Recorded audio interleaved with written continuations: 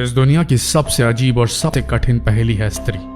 कहते हैं लड़की यानी स्त्री को समझना मुमकिन ही नहीं नामुमकिन होता है। लोग कहते हैं स्त्री को बनाने वाले यानी भगवान भी नहीं समझ सकते और ऐसा माना जाता है कि इसे समझना और सुलझाना बेहद ही मुश्किल होता है। तो आपको जानकर यह हैरानी होगी कि जब स्त्री की रचना हुई उस वक्त भगवान ने बहुत ही फुर्सत से इसकी रचना की थी और रचना करते करते इतना समय लग गया कि देवदूत भी भगवान से सवाल जवाब करने लगे।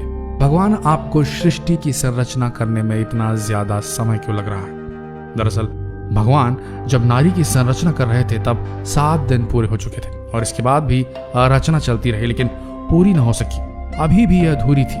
ऐसे में देवदूत प्रश्न करने लगे और विवश हो गए कि क्या कारण है जो भगवान को इतना ज्यादा समय लग रहा है। आप भी इस दिलचस्प सवाल को जानिए जो भगवान और देवदूत के बीच हुआ और देवदूत के प्रश्नों के भगवान ने क्या अद्भुत जवाब दिए। बहुत सी पहेलियां आज भी मौजूद हैं जिसका कोई जवाब नहीं, जैसे संसार में स्त्री पहले आई या पुरुष, इस पहेली का जवाब किसी के पास भी नहीं। कहते हैं जब भगवान ने स्त्री की रचना की तो उन्होंने बहुत समय लिया और भगवान के साथ ही यानी देवदूत जी भगवान से प्रश्न करने लगे। उन्होंने कहा, हे प्रभु, आपने 1 मिनट में दुनिया बना दी पर स्त्री को बनाया आपने बड़ी मुश्किल से।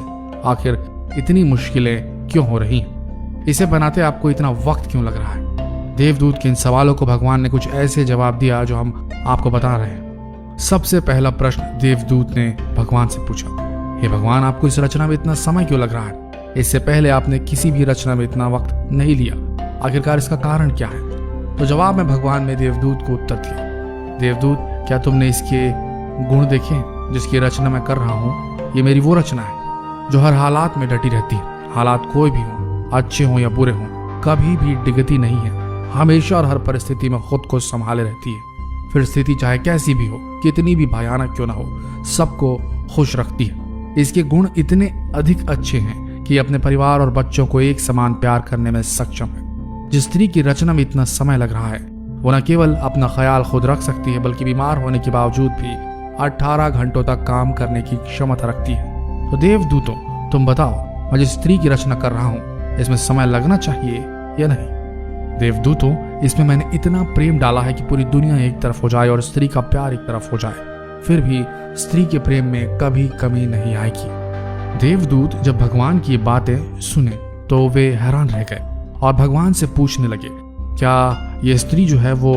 सिर्फ अपने 2 हाथों से इतना सारा काम कर सकती है? तो भगवान ने इसका जवाब दिया, देवदूत, इसी कारण तो ये मेरी सबसे अद्भुत और सबसे आश्चर्यमयी रचना कहलाएगी। ये सब सुनने के बाद देवदूत ने पास जाकर भगवान के द्वारा बनाई गई अधूरी रचना को जब हाथों से छुआ और उन्होंने उनके गाल पर हाथ लगाया तो प्रभु से बोले, हे प्रभु, ये तो बहुत नाजुक है, ये कैसे इतना सब कुछ कर पाएगी?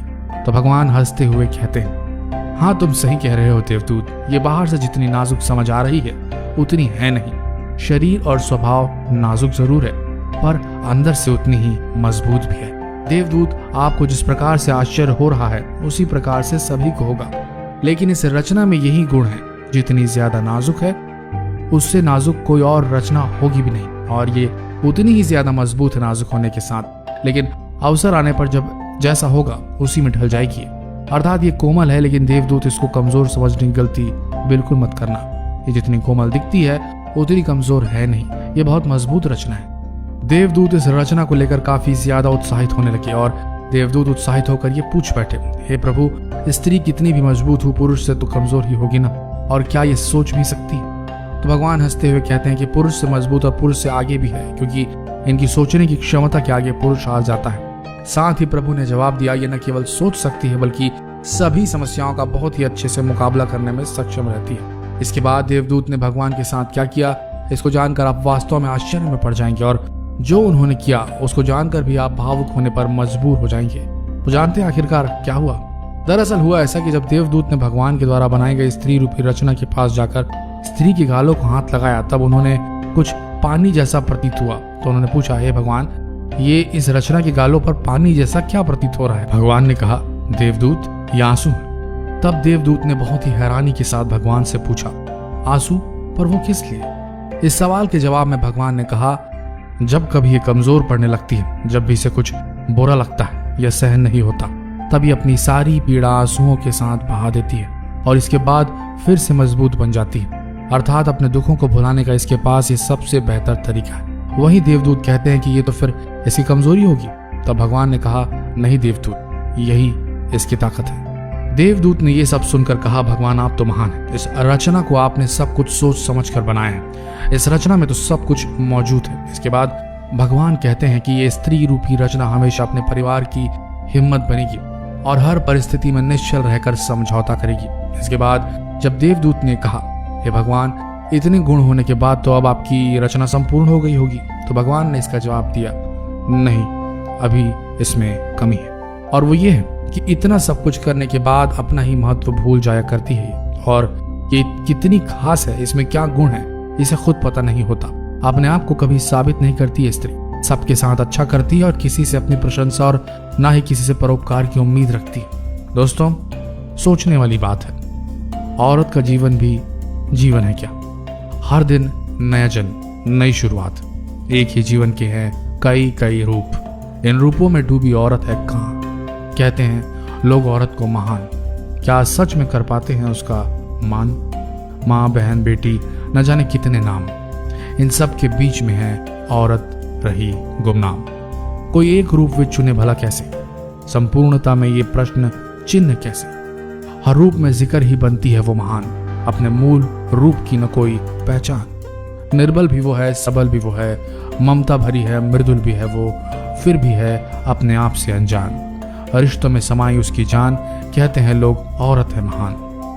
भगवान द्वारा बनाई गई इस रचना की व्यथा को जानने के बाद अब आप भी समझ गए होंगे कि आखिर एक स्त्री में इतने रूप क्यों पाए जाते हैं। फिर चाहे वो माँ हो या बहन हो या पत्नी, उसका एक रूप परिपूर्ण है। इसलिए आप भी भगवान की बनाई हुई इस रचना को पहचानिए और इसका सम्मान कीजिए।